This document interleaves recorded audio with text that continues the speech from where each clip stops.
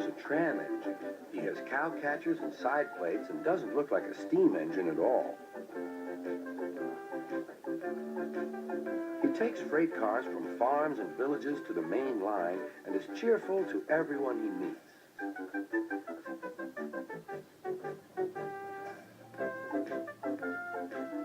He has a coach called Henrietta who has seen better days. "It's not fair at all," she grumbles, remembering that she used to be full and 9 cars would rattle behind her.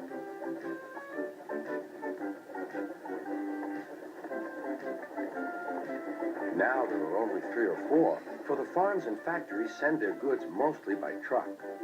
Toby is always careful. The cars, buses, and trucks often have accidents. Toby hasn't had an accident for years, but the buses are crowded and Henrietta is empty.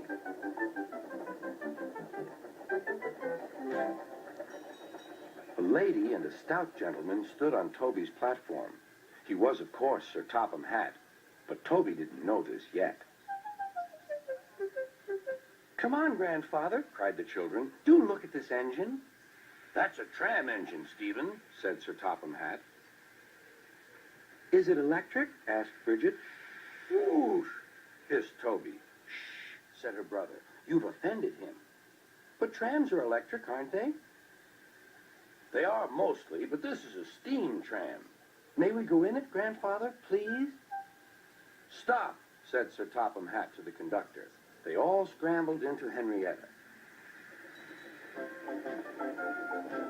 "Hip, hip, hooray," chanted Henrietta. But Toby didn't sing. "Electric indeed, electric indeed," he snorted. He was proud of being a steam train.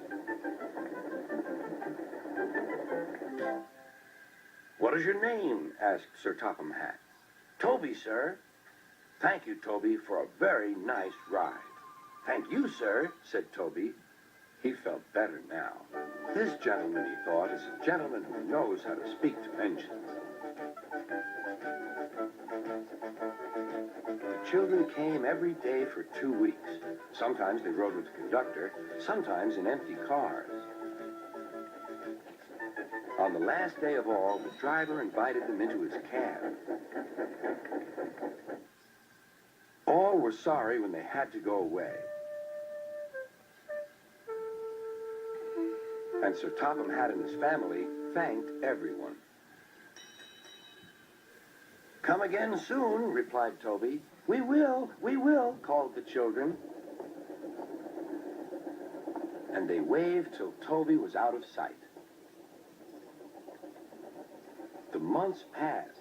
Toby had few cars and fewer passengers.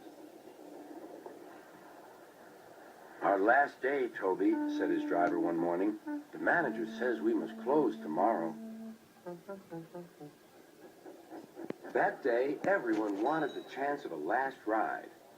The passengers joked and sang, but Toby and his driver wished they wouldn't.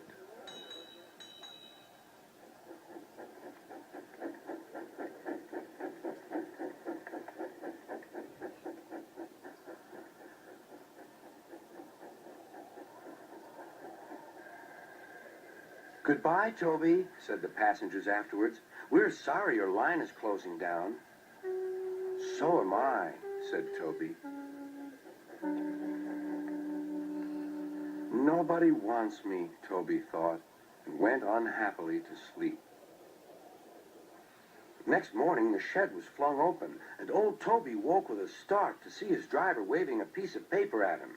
"Wake up, Toby," he shouted excitedly. "The mail has just arrived, and there is a letter for us from the stout gentleman. Maybe it's good news."